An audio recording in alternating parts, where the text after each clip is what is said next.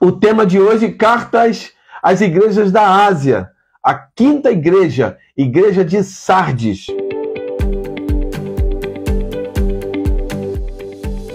Capítulo 3, do versículo 1 ao versículo 6, diz assim a palavra do nosso Deus, o Eterno. Ao anjo da igreja em Sardes escreve: assim declara aquele que tem os 7 Espíritos de Deus e as estrelas. Conheço as tuas obras, que tens fama de estar vivo, mas de fato estás morto. Sê alerta e fortalece o que ainda resta e estava prestes a morrer, porque não tenho encontrado integridade em tuas obras diante do meu Deus. Portanto, lembra-te daquilo que tens recebido e ouvido, obedece e arrepende-te, porquanto, se não estiveres vigilante, virei como um ladrão, e tu não saberás em que hora virei contra ti. Contudo, tens em Sardes algumas pessoas que não contaminaram suas vestes. Elas caminharão comigo vestidas de branco, pois são dignas. Assim, o vencedor andará trajado com vestes brancas, e de modo algum apagarei o seu nome do livro da vida. Pelo contrário, reconhecerei o seu nome na presença do meu Pai e dos seus anjos. Aquele que tem ouvidos, compreenda o que o Espírito revela às igrejas. Esse texto aqui que nós lemos, assim como os outros, né? Ele deixa para nós ensinamentos assim extremamente importantes para a nossa caminhada. E o livro de Apocalipse, ele fala de acontecimentos futuros. Então, ele já começa aqui mostrando algo nessa igreja, no versículo 1. Essa igreja, ela estava localizada num centro assim de adoração, de culto, a uma deusa chamada Cibele. Essa igreja, ela estava numa região, né, em que muitas coisas aconteciam.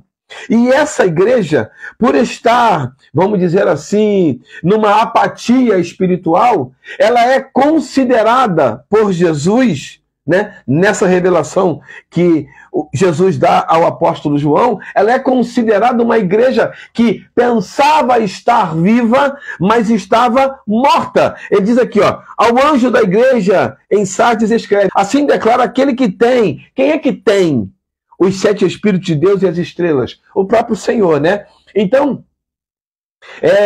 ele tinha toda a autoridade. E ele declara aqui, ó, conheço as tuas obras. Quem conhece as obras dessa igreja? O Senhor. E aí ele coloca que tens fama de estar vivo. Ó, a pessoa caminha numa apatia espiritual tão grande que parece, né, aos olhos humanos, ou olhando de uma forma assim bem superficial, parece que a pessoa tem vida, porque fala alguma coisa muito bacana, porque expressa de uma forma muito contundente e parece que realmente tem vida.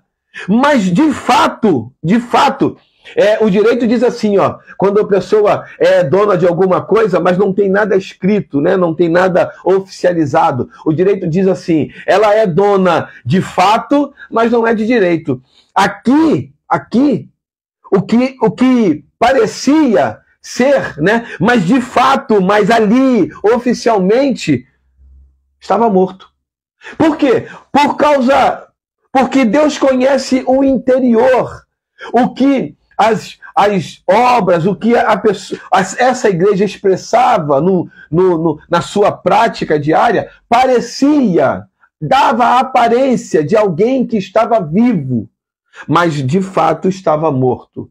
No versículo 2 e 3, ele chama para uma vigilância e também, consequentemente, posteriormente, para um arrependimento. Ele começa assim: se alerta e fortalece o que ainda resta, e estava prestes a morrer. Existia algo naquela igreja que ainda tinha, vamos dizer assim, saída, ainda tinha solução, mas estava prestes a morrer. E aí ele manda essa palavra: ser vigilante, ser alerta. E aí ele continua: tenho encontrado integridade em tuas obras diante do meu Deus.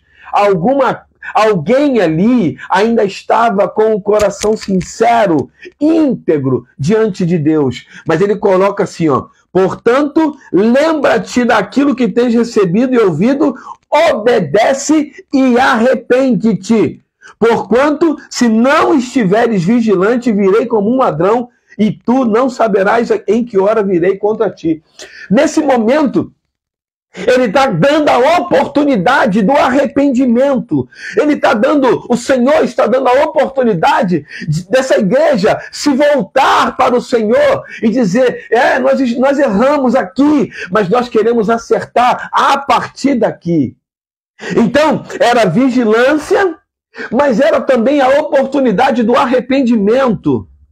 Nesse momento, essa igreja que ainda tinha alguma coisa de bom, de íntegro, existiam algumas pessoas que estavam fazendo a obra do Senhor com integridade, com sinceridade, comprometimento. Aqui eu abro um parênteses para a minha vida e para a tua vida. Como é que você tem agido na obra de Deus? Você tem agido em função daquilo que as pessoas têm feito com você? Eu vou te dar um exemplo. Por exemplo, no Facebook, eu vi uma frase muito bonita, muito bacana, que chama atenção e nos impulsiona até a querer fazer a mesma coisa, mas que está errado. Eu vou mostrar para você. A frase dizia assim: a partir de hoje, eu vou lidar com as pessoas da mesma forma com que elas lidam comigo. Ou seja, se elas me tratam bem, eu vou tratá-las bem. Se elas me tratam mal, eu vou tratá-las mal. Essa frase está errada.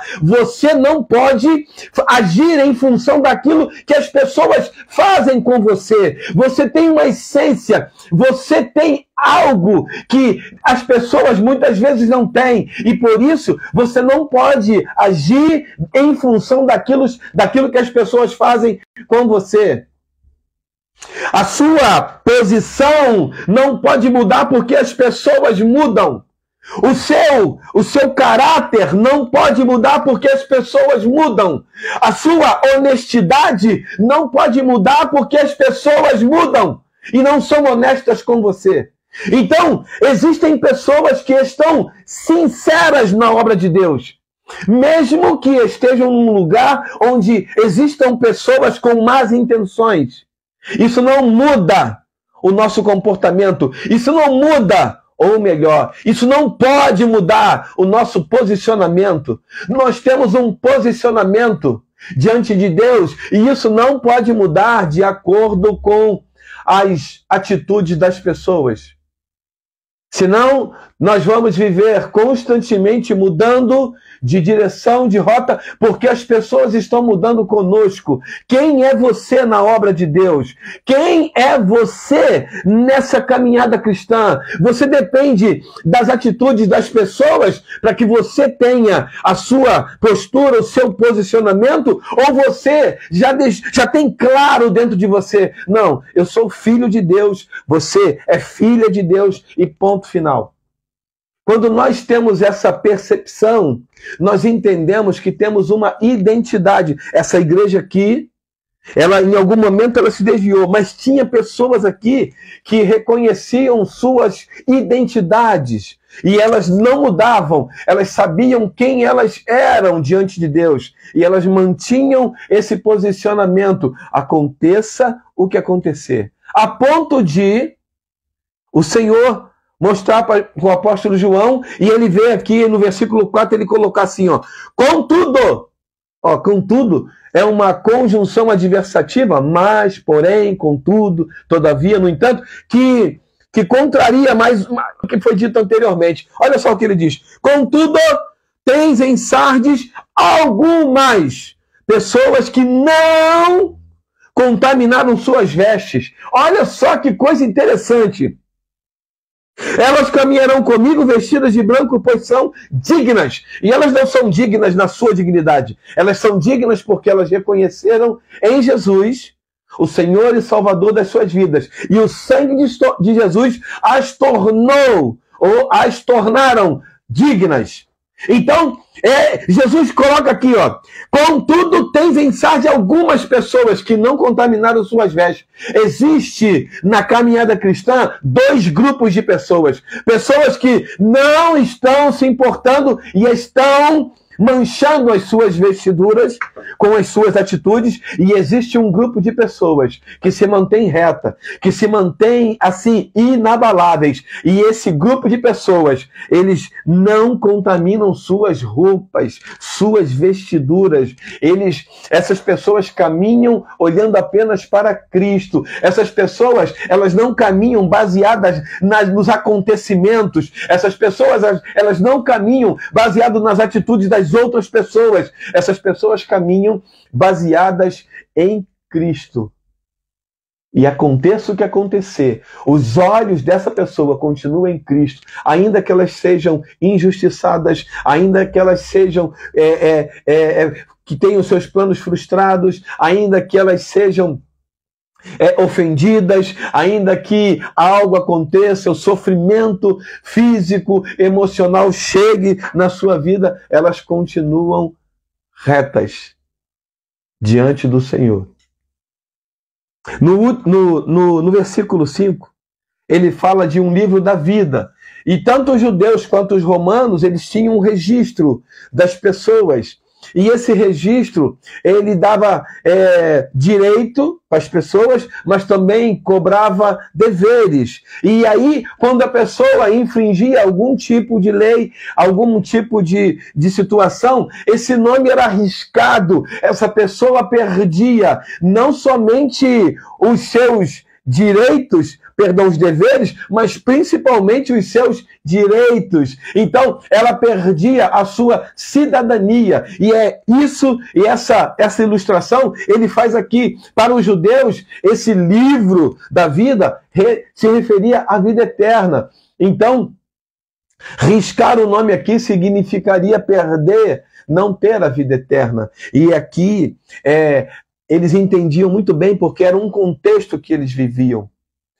O último versículo, o versículo 6, diz: aquele que tem ouvidos compreenda o que o Espírito revela às igrejas. E aqui, mais uma vez, ele encerra esse texto dizendo: aquele que tem ouvidos, e não é um ouvido apenas para ouvir, mas um ouvido para ouvir, compreender e decidir no seu coração obedecer.